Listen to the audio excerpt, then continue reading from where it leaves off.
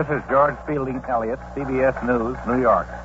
Early this morning of April 19, 1775, CBS learned that General Thomas Gage, Commander-in-Chief of the British Army here in the American colonies, has dispatched at least 800 of His Majesty's regulars from Boston to Concord. The Redcoats have been ordered to do two things: to seize the military supplies which the colonists have recently been storing in Concord, and to arrest Samuel Adams and John Hancock, the top leaders of the Sons of Liberty, the organization which is the spearhead of the colonial resistance movement. At this moment, the Redcoats are somewhere on the road to Concord. They left Boston by the Charles River crossing early last evening. And though General Gage... April 19, 1775. His Majesty's regulars march on Concord. You are there. New England. The delicate peace between the colonies and the Crown feels the force of General Gage's march on Concord. Will peace survive, or will dawn find the colonies in open rebellion? CBS takes you back 174 years to the hour Paul Revere rode. All things are as they were then, except for one thing. When CBS is there, you are there. You Are There, produced and directed by Robert Louis Cheon, is based on authentic historical fact and quotations. And now, CBS News, New York, and Major Elliott. To seize the military supplies the colonies have been storing there, to arrest Sam Adams and John Hancock comes as no surprise. General Gage could not possibly have afforded to wait any longer before striking a major blow at the growing colonial resistance to the Crown's authority. Not to move, and move immediately, would be to risk the effective establishment of a powerful colonial force dedicated to the ultimate destruction of King George's power in these colonies. The colonists have been protesting ever more vigorously against laws passed in England by Parliament without the consent of the colonies. They refuse any longer to be exploited economically by English merchants. Incident has piled upon incident. Violence has followed violence. The Continental Congress has crystallized political resistance. Now military resistance is crystallizing. Only recently, Patrick Henry, speaking in the Virginia House of Burgesses, said, "The next gale that sweeps from the north will bring to our ears the crash of resounding arms." Goaded by epithets of insult, General Gage, tolerant, slow-moving, sometimes called the Old Woman, has finally accepted the challenge of the resistance. As for the colonists in Concord, there is no doubt that they are determined to keep their military stores as the legal equipment of local militia. The only question is, can the fragile peace, which still exists, survive the sparks that are even now being struck by the hobnails of General Gage's grenadiers on the road to Concord? Doug Edwards is ready to report from Concord, so over to Doug Edwards.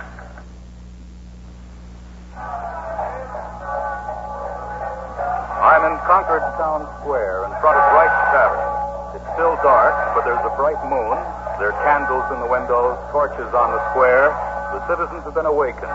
The belfry bell has roused them from their beds. They're gathering here in the square, falling in under the command of Colonel James Barrett, and hiding supplies. They've been hiding them for 3 days. Apparently, their underground has warned them that General Gage would march. Here with me at our microphone is the man who brought the news of General Gage's march to Concord. He is Dr. Samuel Prescott, a town resident, rather young for a doctor, only 20 years old. Dr. Prescott, what is your opinion? Will peace survive General Gage's expedition? No, it can't, sir. We'll be in open rebellion before morning. Why do you say that, Doctor? Do you think there will be trouble here in Concord? Maybe yes, maybe no. There are 21 miles between Boston and Concord. There's Roxbury Town, Bedford, Lexington, Mystic, and dozens of others. In every one of those towns, the Minutemen have been pulled out of bed and they're itching for a fight. They don't like the lobsterbacks, the lobsterbacks don't like them. That looks like trouble, or does it? But, Dr. Prescott, there's been violence before, but no open rebellion. Yes, but this time it's different. You don't send 800 regulars to a tea party. Gage means to fight. He'll find us ready. You mean you'll fire on the Redcoats when they appear? We will fire on no one unless they give us cause to fire on them. We've never fired first. They've always provoked us. We mean not to attack, but always to defend our rights as Englishmen. Dr. Prescott, would you mind telling us just how you came by the information that Gage's troops are on the march? No, not at all. I was in Lexington last night. I went to see a young lady. I was riding home. I met Billy Dawes and Paul Revere. Paul Revere, that's the Boston silversmith. That's right. Yes, and isn't Revere also the messenger for the Provincial Congress? I wouldn't know about that. Who sent him out? I haven't the faintest idea. I don't suppose you know where Sam Adams and Hancock are either. No, I wouldn't, sir. Well, go on with your story. What did Paul Revere and Dawes tell you when they met you in Lexington? No, it was outside of Lexington, on the road to Concord.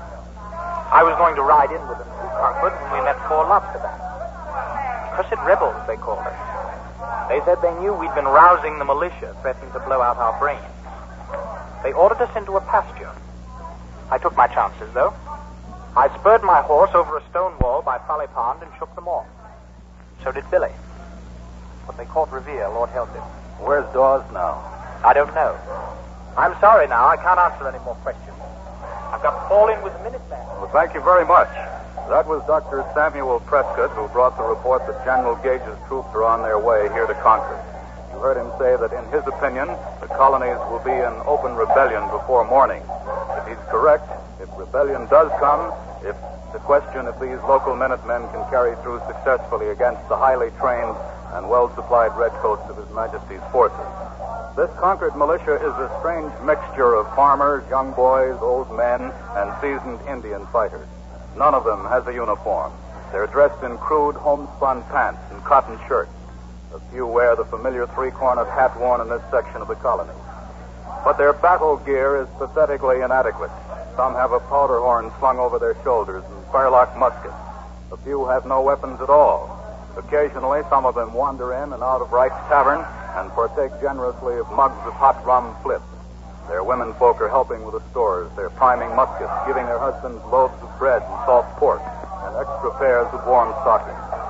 John Daly in Lexington, 6 miles from here, has just reported that the regulars have been sighted, so over to John Daly in Lexington.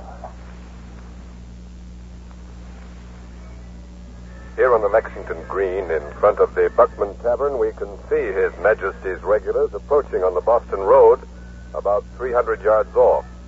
The sun is coming up, and we can see them clearly, a mass of red-coated men, their officers marching on either side of the column and in front of it, too. I can't tell you yet who their commanding officer is, but it's probably Lieutenant Colonel Francis Smith, because he's led these sorties for General Gage before. The fife and drum unit is playing Yankee Doodle, and as you can hear, playing it very badly, playing it very sourly. And that, no doubt, is a deliberate insult to the colonists. It's an old trick of the English regulars. They've done it before in Boston when they marched past the meetings of the Sons of Liberty. Captain Parker's militia is almost completely assembled here on the green. Over 60 of his complement of 75 men are already here, and latecomers are quickly filling in the ranks. The Minutemen are drawn up in a double line with their muskets at their side. If the decision is up to Captain Parker, there'll be no open rebellion here at Lexington. If Captain Parker had meant to challenge His Majesty's regulars, why, he would have blocked the road to Concord. But instead, he has assembled his men here on the green, and he has given them very explicit orders not to fire unless fired upon. About 40 of the villagers, spectators, are standing about, leaning out of windows, idling in doorways, or swinging their legs on a stone wall. It hardly seems as if any of them expect trouble here. The big question now is, what will the regulars do when they march to the fork in the road that leads to Concord? If they keep right on marching to Concord, well, then there'll be no trouble here this morning. Oh, there's Paul Revere coming out of the tavern. The British captured him, but released him, and he returned to Lexington only a short while ago. Mr. Revere! Mr. Revere! Sorry, no time. Mr. Revere has gone right on by. He and another man are carrying a chest, and it doesn't look as if Paul Revere thinks there's going to be any trouble.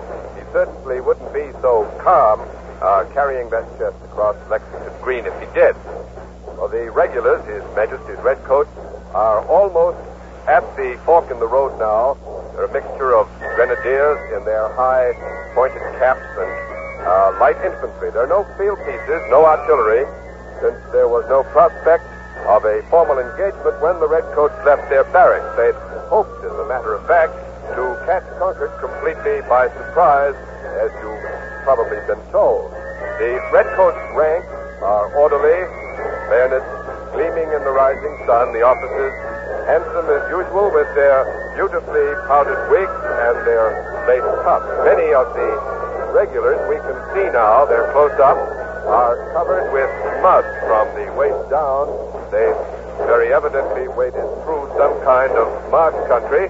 And, the commanding officer is not Colonel Smith. I can tell you that much.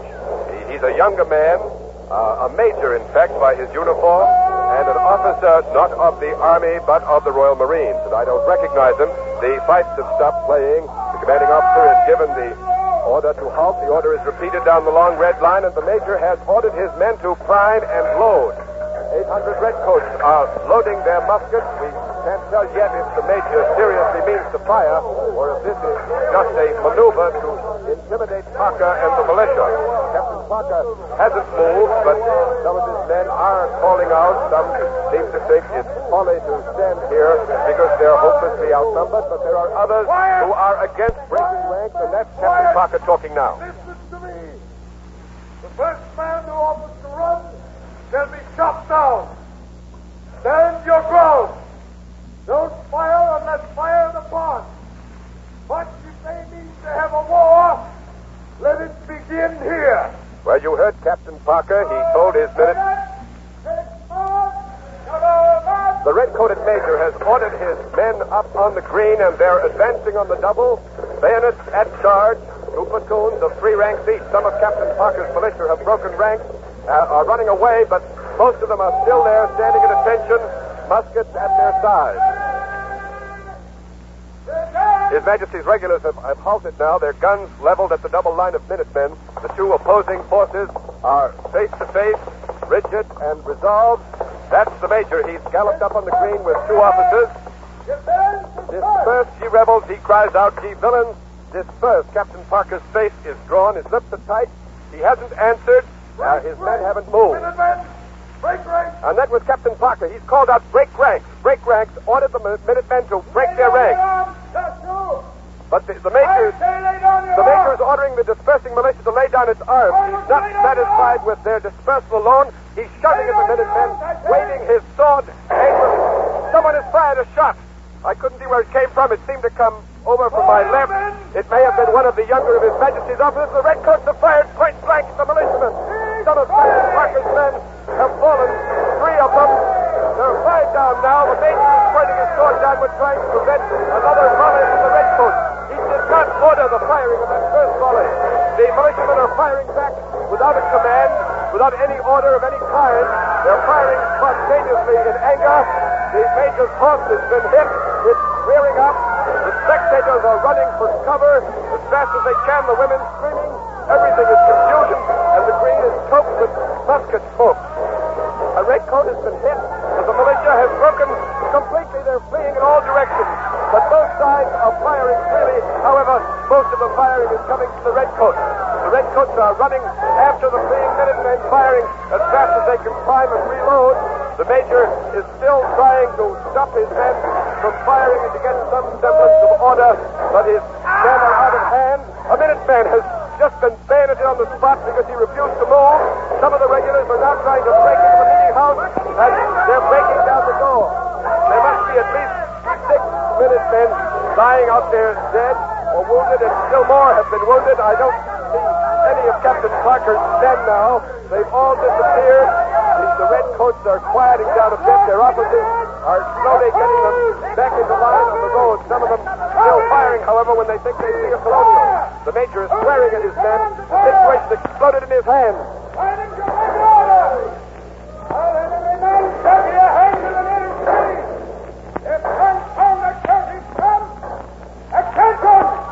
You can hear the major is very angry. That's him now dressing down his men.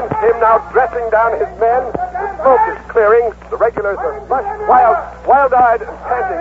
And now some of the wives of the Minutemen who were hit are running out on the green to help their husbands. I can count 8 fallen men, 8 altogether. I can't tell you whether they're dead or wounded. On the other side, except for a slight injury to the major's horse and that one wounded redcoat who now seems to have been just grazed. The redcoats have suffered no casualties. And now a redcoat, in spite of the major, has cried out hotly, 3 cheers for victory. But the major is giving the command to march, and the long red column is stepping off down the road to Concord to the fife music and the drums. Evidently, the major isn't allowing this awful clash that has just taken place on Lexington Green to divert him from his main objective, the military stores in Concord, and the arrest of Sam Adams and John Hancock. The wife of one of the militiamen is running after the regulars, screaming at them, but they pay no attention to her.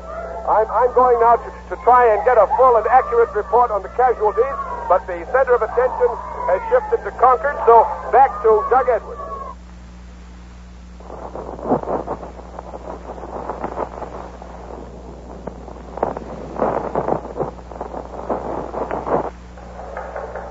This is Don Hollenbeck in New York. Come in, Doug Edwards in Concord.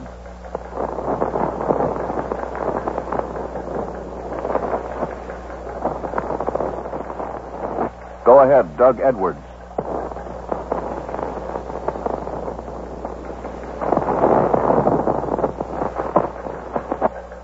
We don't know why Doug Edwards isn't answering our signal to Concord. We're trying to check. There's been an exchange of shots, as you've heard, between the Colonial Minutemen and His Majesty's regulars who are marching on Concord. CBS headquarters in Boston has been trying to get a statement from General Gage, but the general is not available for comment. However, our Boston headquarters has been able definitely to identify the major of the Royal Marines who is leading this expedition to Concord. He's Major John Pitcairn, 35. He lives in Boston, close by the house of Paul Revere. The entire contingent is under the command of Lieutenant Colonel Francis Smith. Reports continue to come in claiming that the colonial militia in at least a dozen villages in the Boston area have been aroused and are marching toward the road between Concord and Boston. There's been no further information concerning the whereabouts of Samuel Adams and John Hancock. Both men are known, however, to be in the Boston area. We're still trying to reach Doug Edwards in Concord, and now here is Major Elliott. The meaning of the tragedy that has happened on Lexington Green is still pretty obscure here in New York. Does this occurrence mean that there is no hope for peace? It's still much too early to decide that. The colonies are, of course, painfully familiar with other such bloody clashes that have happened in the past, and still there's been no open, organized rebellion as a result. Unless further investigation reveals that it was a militiaman who fired that mysterious first shot, John Daly's eyewitness account would certainly seem to indicate that Captain Parker's men obeyed his order not to fire unless fired upon. The militiamen seem to have fired their muskets only in response to the concentrated volley of the regulars. However, when word of what has happened in Lexington spreads through the New England countryside and the rest of the colonies, this word will certainly pour no water on the rising flames of resistance. And now, here again is Don Hollenbeck. Thank you, Major Elliott. Ken Roberts in Concord is calling in from a mobile transmitter. Go ahead, Ken Roberts. Are you getting me okay, Don? Yes, Ken. Yes, go ahead. Where are you? I'm on a hill outside of Concord. Where's Doug Edwards? He's inside the town. His Majesty's regulars have arrived. They've occupied Concord. We had transmission trouble before. That's why Edwards didn't get through. And when we were ready to report again, the regulars had moved in, taken over the town, and Lieutenant Colonel Smith had clamped down a tight censorship. I managed to get away from town in our mobile unit. I'm wearing a packed transmitter, and I'm here now with the Concord militia, overlooking the North Bridge. What are the militia doing on the hill, Ken? Major Buttrick of Concord is conferring with his men. There are about 400 of them now. The men of Concord have been joined by others from Chelmsford, Carlisle, Littleton, and Bedford. They're trying to decide what to do about some smoke that's curling up from the center of Concord. The men don't know what's burning, but some of them are afraid the redcoats have set their homes on fire and are trying to burn down the whole town. The only thing that's stopping them from going in immediately and finding out is the detail of redcoats down there at the North Bridge. There are 3 companies down there, all about 100 men, commanded by Captain Laurie of the 43rd Foot. That North Bridge is the only direct way back into Concord, and Captain Laurie's redcoats are blocking the way. We're going in. All in, column of 2. That was Major Buttrick. He's given the command for the militia to fall in, and I think the Minutemen are going to try to cross the bridge. I don't know what Captain Laurie's orders are. I don't know whether he's been given any orders, but the big question is whether he'll let the Minutemen cross that bridge.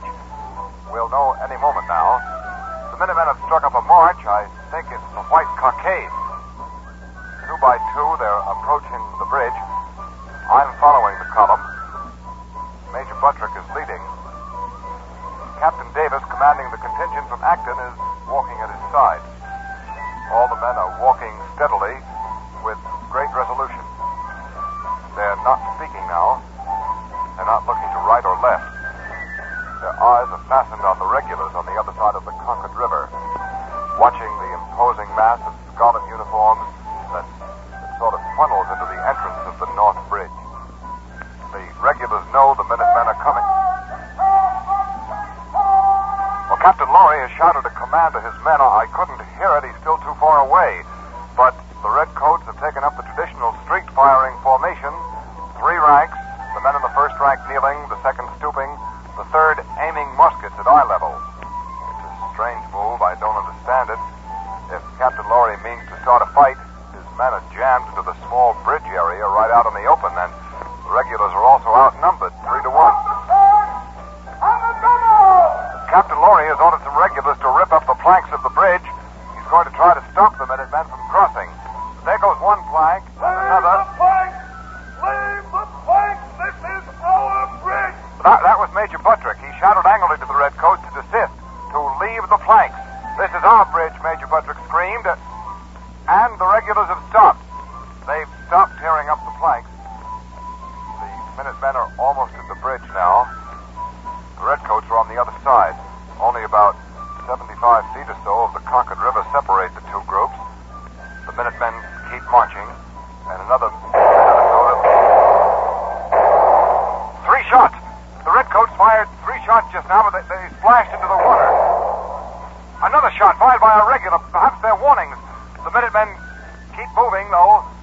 Their band keeps playing. Oh, that's Captain Laurie.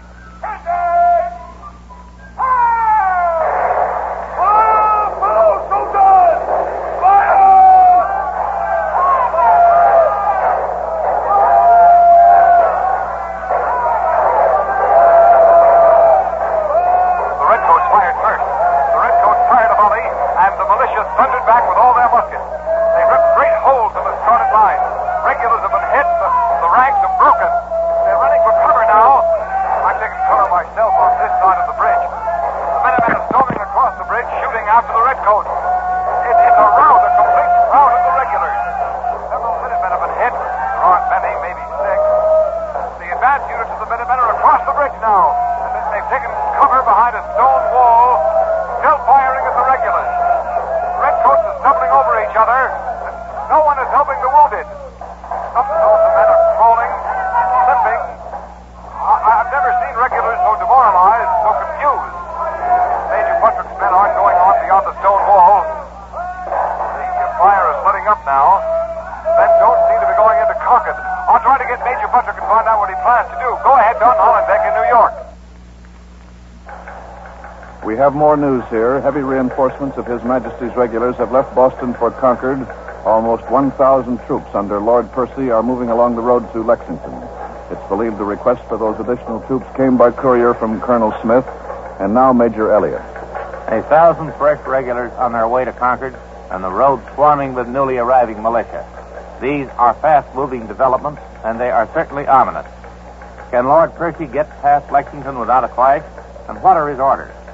Are they merely to help Colonel Smith accomplish his original objective? Or has General Gage suddenly decided on stern measures against the gathering colony?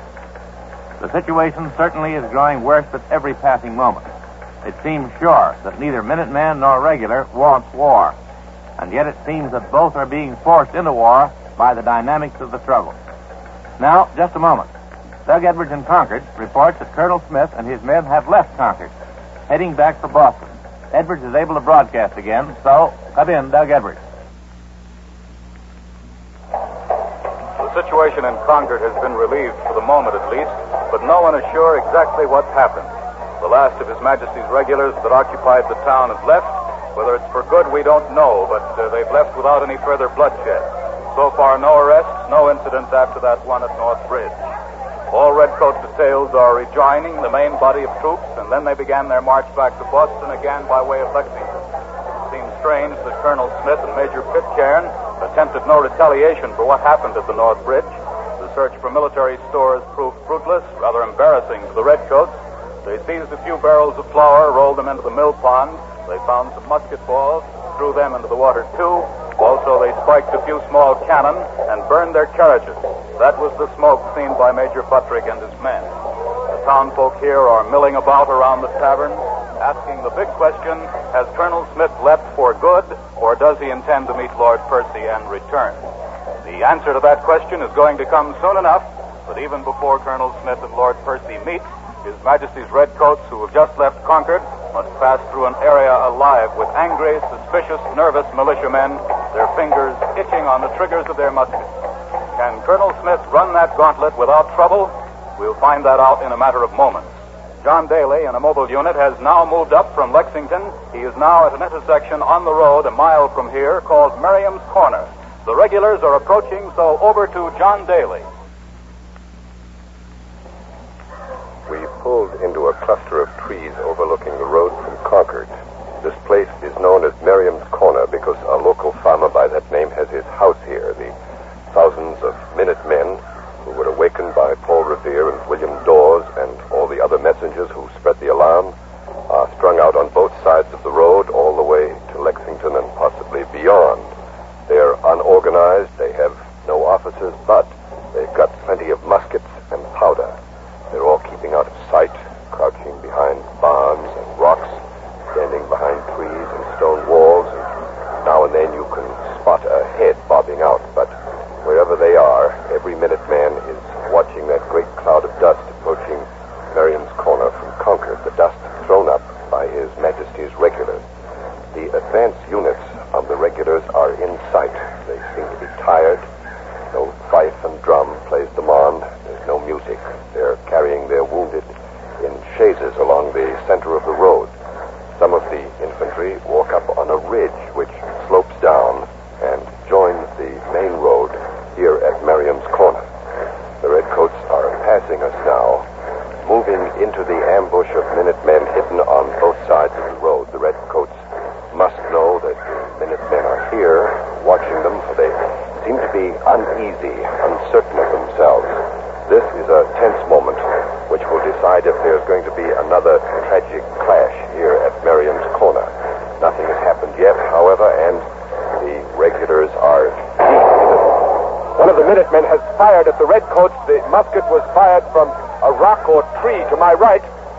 The redcoats are firing back, and from behind trees and rocks, the militia have opened up. Flashes of musket fire, clouds of smoke are popping all around me from both sides of the road.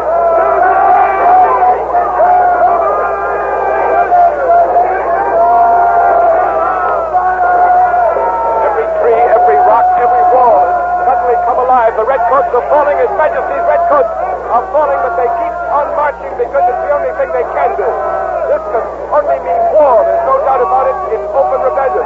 The colonial militia fired first here without provocation by the redcoats, but the militiamen remember Lexington and North Bridge, and they picked up the gauge of battle. The musket balls of the militiamen here at Merriam's Corner are April 19, 1775. The Minutemen fire first at Merriam's Corner, and open rebellion begins. You have been listening to Lexington, Concord, and Merriam's Corner, another broadcast in the series You Are There, produced and directed by Robert Louis Cheon. Lexington, Concord, and Merriam's Corner was written by Howard Merrill and Mr. Cheon. Next week, April 12, 1861, Fort Sumter. You are there.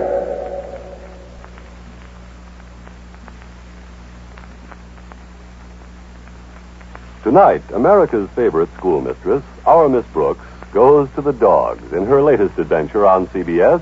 And to do the job up completely, the dog is what else? A Great Dane. You'll find unusual things happening and a vast amount of laughter when our Miss Brooks, starring Eve Arden, finds that she's saddled with the welfare of a friend's Great Dane and has to take the cumbersome canine along to her classes.